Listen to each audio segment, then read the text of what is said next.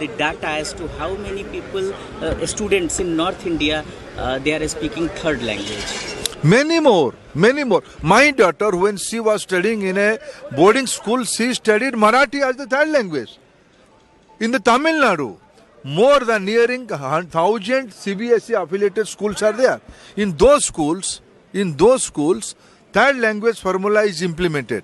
They are staying in the state of denial. They don't have any concrete ideas and agenda. They have only politics. So Congress and DMK is asking for empirical data. How many schools have third language? This is unfortunately, I can appreciate the stand of Tamil Nadu because it is historical. I appreciate that in democracy you have your own ideas also. This is unfortunate. Congress party has gone bankrupt. They don't have any idea. They don't have an innovative thinking process. They are opposing three language formula. Who were the party to the constitutional debate in early days? Who was there in 1968? Who was envisioned the Kothari Commission? What was the recommendation of Kothari Commission?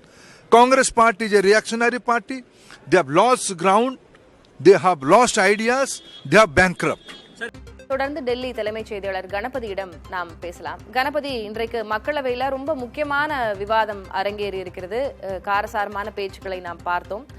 DMK MP கனிமொழிக்கும் மத்திய அமைச்சர் தர்மேந்திர பிரதானுக்கும் இடையில் நடந்த அந்த விவாதம் குறித்து விளக்குங்க. என்னென்ன கேள்விகளை திமுக MP Kanimozhi கேட்டிருந்தார், பிரதான் அதற்கு எவ்வாறு பதிலளித்திருந்தார், அதனை தாண்டி இப்போ பாராளுமன்ற வளாகத்திலும் செய்தியாளர்களுடைய கேள்விக்கு அவர் பதிலளித்து பேசியிருந்தார். சாராம்சங்கள் என்ன, விளக்குங்க. இத்தனை நடந்த போதிலும் இழுபறி எங்கு இருந்ததோ அதே இடத்தில் தான் இன்னும் தொடர்கிறது. மத்திய அரசும் விட்டுக் கொடுப்பதாக தெரியவில்லை, தமிழ்நாடு அரசும் எந்த விதத்திலும் விட்டுக் கொடுப்பதாக தெரியவில்லை. ஆகவேதான் இந்த பிரச்சனையிலே அரசியல் மட்டுமே நடைபெற்றுக் கொண்டிருக்கிறது எனவும், தமிழ்நாடு அரசோ அல்லது இதை எதிர்க்கும் பிற கட்சிகளோ எந்த விதமான விளக்கத்தையும் தெளிவாக அளிக்கவில்லை என தர்மேந்திர, அதே மும்மொழி கொள்கையை நாங்கள் எந்த காலத்திலும் ஏற்றுக்கொள்ள போவதில்லை, ஏற்கனவே அதை ஏற்றுக்கொள்ள முடியாது என்பதை தெளிவாக தெரிவித்திருக்கிறோம் என கனிமொழி குறிப்பிட்டார். கனிமொழி மக்களவையில் பேசிய போது 2 முக்கிய அம்சங்களை தெரிவித்தார். ஒன்று, மும்மொழி கொள்கையை ஏற்றுக்கொள்வதாக நாங்கள் எந்த சமயத்திலும் ஒத்துக்கொள்ளவில்லை என குறிப்பிட்டிருக்கிறார். ஏனென்றால் தர்மேந்திர பிரதான் ஒரு கட்டத்திலே சமக்கர சிக்ஷாக்கான ஒப்பந்தத்தில் கையெழுத்திட தமிழ்நாடு அரசு முன்வந்தது என குறிப்பிட்டார். அப்போதும் நாங்கள் பல்வேறு நிபந்தனைகளுடன் தான் இதை ஒப்புக்கொள்வதாக தெரிவித்தோம். அந்த நிபந்தனைகளை ஏற்றுக்கொள்ளாத காரணத்தால் நாங்கள் தற்போது அதை ஒத்துக்கொள்ளவில்லை என குறிப்பிட்டிருக்கிறார்.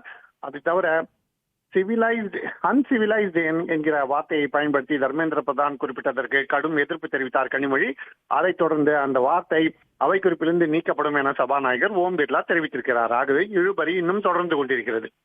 நிச்சயமாக கணபதி, நீங்கள் கூறியது போல புதிய கல்விக் கொள்கையை ஏற்பதில் அதில் மும்மொழி கொள்கை என்ற அம்சம் எங்களுக்கு பிரச்சனையாக இருக்கிறது, ஏற்றுக்கொள்ள முடியாது என்று தமிழகம் தரப்பிலிருந்தும், மும்மொழி கொள்கை விவகாரத்தில் சரியான புரிதல் தமிழகத்திற்கு இல்லை என்று மத்திய அமைச்சர் தர்மேந்திர பிரதானும் தொடர்ந்து கூறி வருகிறார்கள். இனி அடுத்தடுத்த கட்டங்களில் என்ன நடக்கிறது அப்படின்றத நம்ம பொறுத்திருந்தே பார்க்கலாம். உங்களுடைய விவரங்களுக்கு நன்றி கணபதி.